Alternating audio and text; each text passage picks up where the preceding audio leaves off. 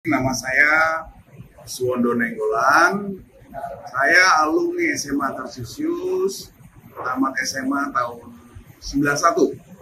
Jadi saya saat ini bertugas di Yogyakarta. Atas kepercayaan pimpinan dan negara, saya menjabat sebagai Kepala Kepolisian Daerah Istimewa Yogyakarta atau biasa disebut Kapolda Jogja.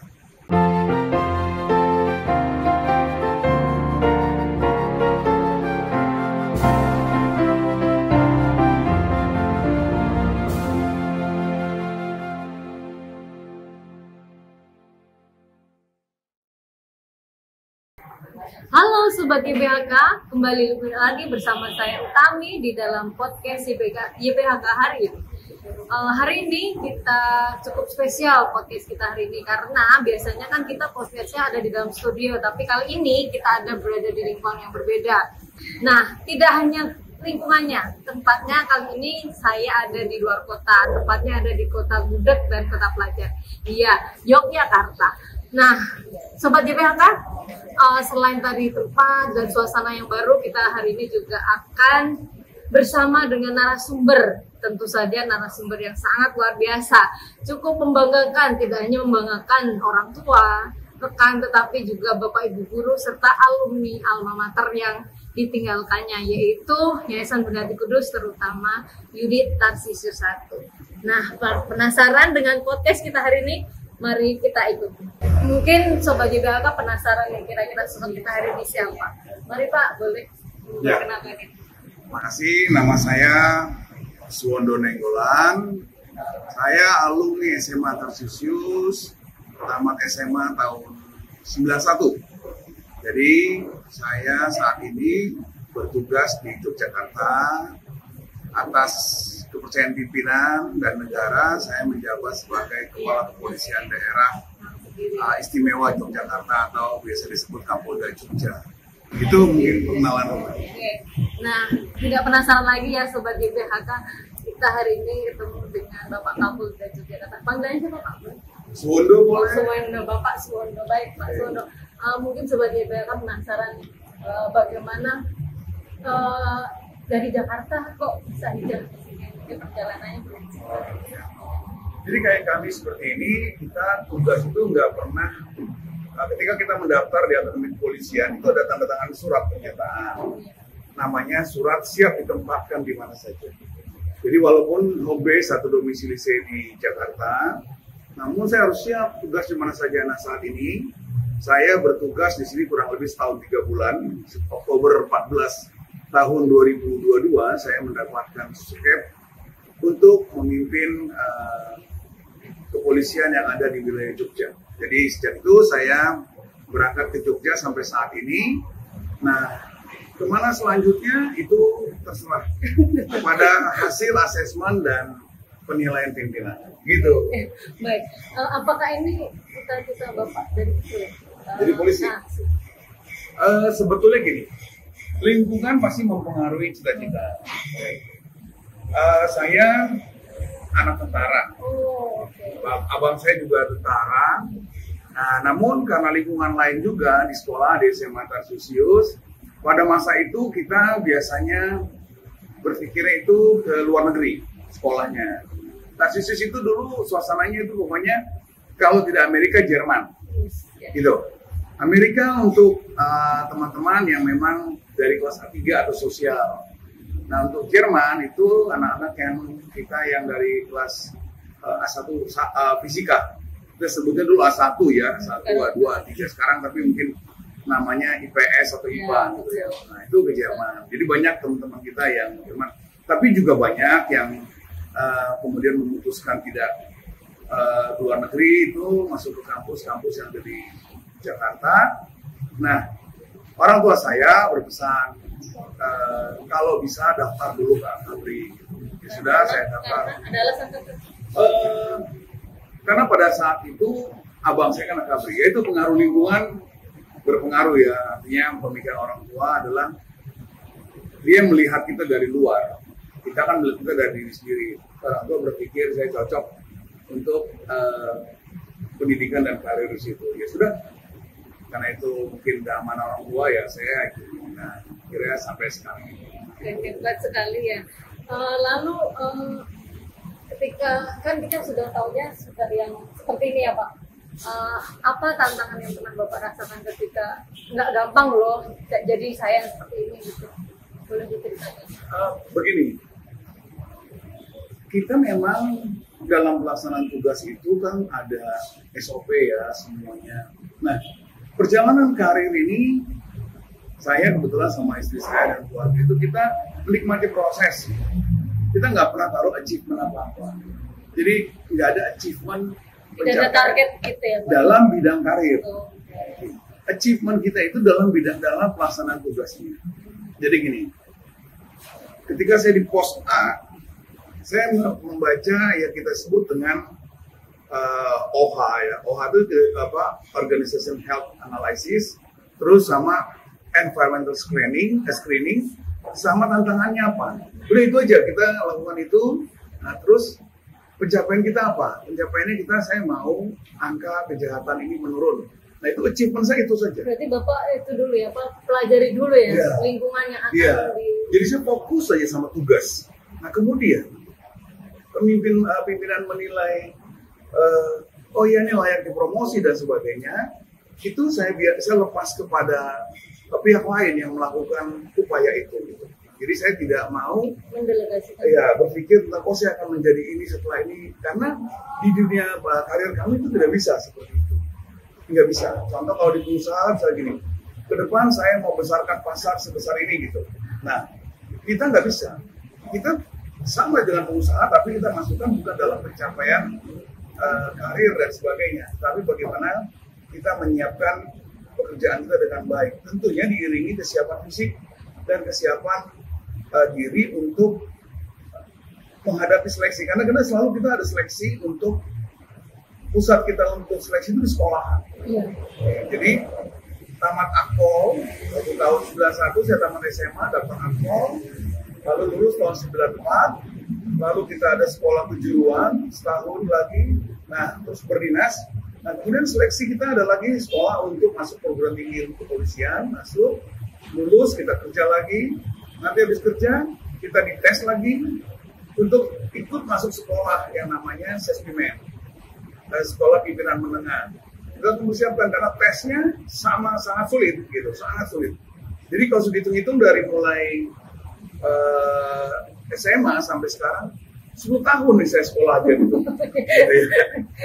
Jadi seleksi terus gitu, seleksinya di sekolah gitu. Nah, itu balik kemudian kinerja, nah, kemudian kita serahkan pimpinan untuk menilai. Flashback ya Pak, boleh ya? Tadi Bapak mengatakan waktu di SMA itu Tarsius seperti ini. Nah, hal apa yang masih Bapak ingat nih tentang Tarsius 1 terutama SMA-nya? Iya. Saya ingat detail Mbak kalau SMA Tarsius 1 ya, guru ya. Luar biasa ya Pak. Karena dulu gini, untuk masuknya saja prosesnya itu sulit sekali. Gitu. Kita harus tes itu cukup banyak tesnya. Kemudian kita deg-degan nunggu hasil tesnya gitu. Nah, puji Tuhan kita masuk. Nah, kemudian di SMA itu, di kelas 1 itu kita kan belum ada penjurusan.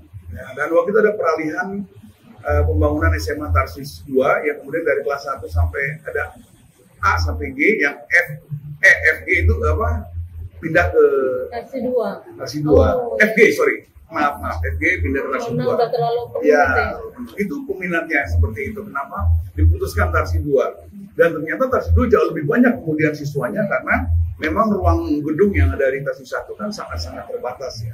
Nah, itu suasananya kita akrab, kita berkompetisi, tapi juga tidak kemudian di luar kelas kita asik gitu. Ada yang nakal, ada yang kita nakal. Kita nakal gini. Kita itu hobi cari guru les. Ya, pertandingan kita di hobi guru les. Jadi kita bertanding dengan guru les. Gitu ya? Ada juga yang negatif, guru les, gitu kan? Nanti kita ngadu sama guru les itu, terus kita godain guru kita. Nanti guru kita juga improvement. Nah, jadi kita itu suasana kelas itu hidup banget gitu.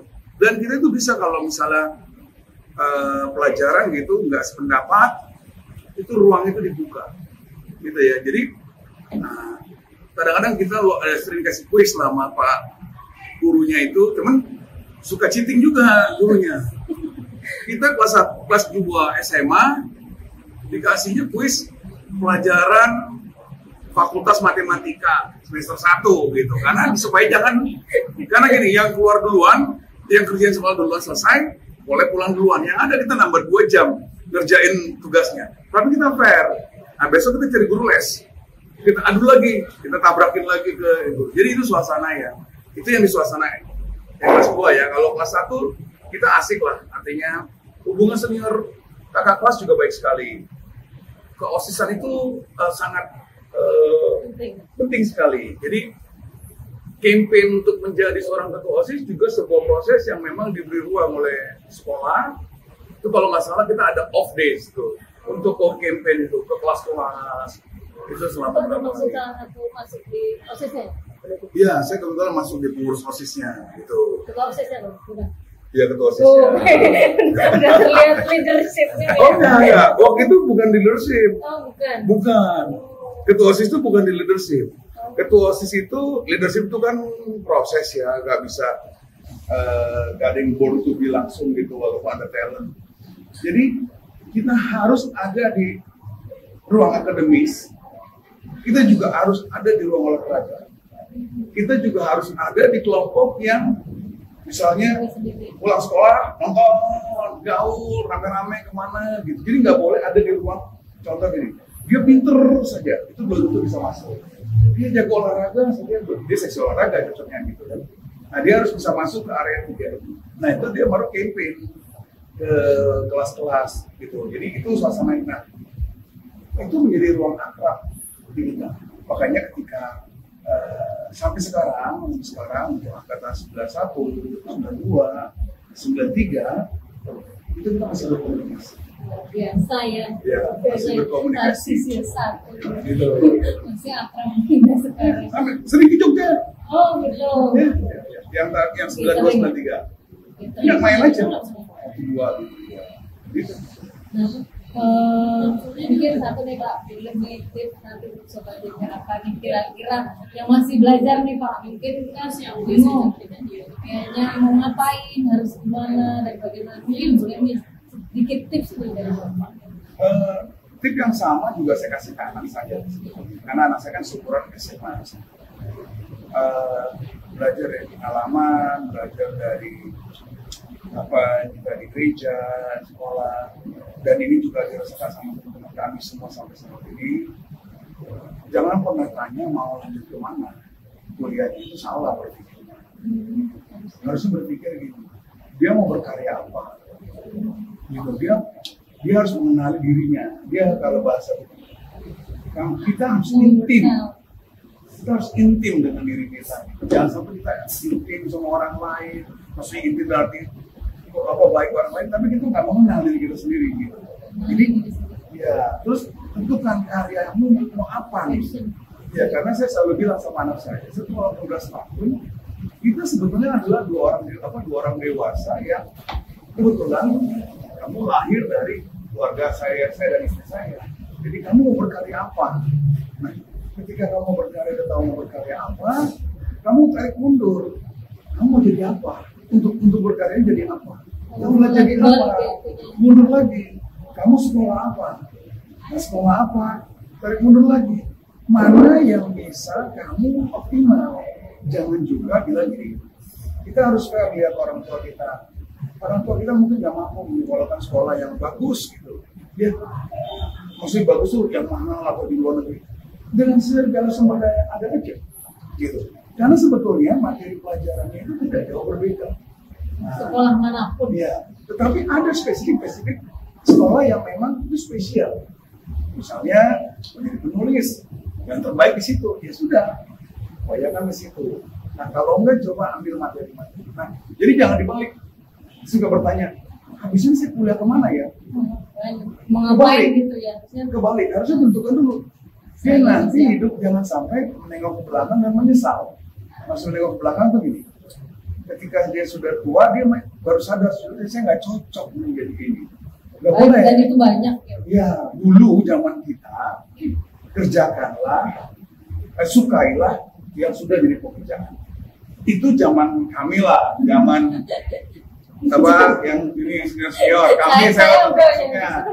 Tetapi ke depan senangilah apa kerjakanlah yang disenangi supaya talentanya sama kemampuannya bersatu begitu. Jadi hasilnya itu maksimal gitu, hasilnya harus maksimal itu. Jadi buat apa yang adik-adik atau anak-anak ya yang masih sekolah di YBHK, apapun mau Tarsisus 1, Tarsisus 2, Damai, terus Gani, Tarsisus Bireta, semuanya ya itu. Dan percayalah, kita nggak usah membanding-bandingkan kita dengan sekolah lain tentang fasilitas dan sebagainya. Karena kamu mau hebat atau tidak, itu daya upaya yang lahir dari kita gitu ya. Artinya gini, saya ini bukan menyombongkan hanya Prisma. Saya tahun lalu itu adalah Kapolda termuda se-Indonesia. Dan itu dari YBHK. Katanya termuda gitu, padahal saya merasa udah tua kan gitu. Saya ngomong gini untuk membanggakan adik-adik. Jadi harus eager, harus fokus sama pekerjaan. Gitu, fokus sama pekerjaan. Wah, nanti saya bisa kesini, nggak usah. Fokus sama kerjaannya, gitu, capek. Nah, belajar juga begitu, gitu. Sekarang enak lah. Kalau dulu kan kita digging informasi. Kalau sekarang kan filtering informasi. Sumber referensi banyak, buku banyak. Dulu kan enggak, gitu. Makanya kita harus cari dulu les lah apa dan sebagainya. Sekarang semua ada di jempol. Iya, jadi harus lebih bagus dan nggak usah terpengaruh dengan nama besar sekolahan misalnya ini enggak, karena sebenarnya dia mau jadi atau tidak mau jadi itu tergantung diri sendiri. Yang salah itu dia nggak tahu mau ngapain. Nah itu harus tentuin, nggak usah berpikir gengsi position gitu loh, harus kerja di SCBD atau tidak. Cocoknya kamu jadi apa? Baik.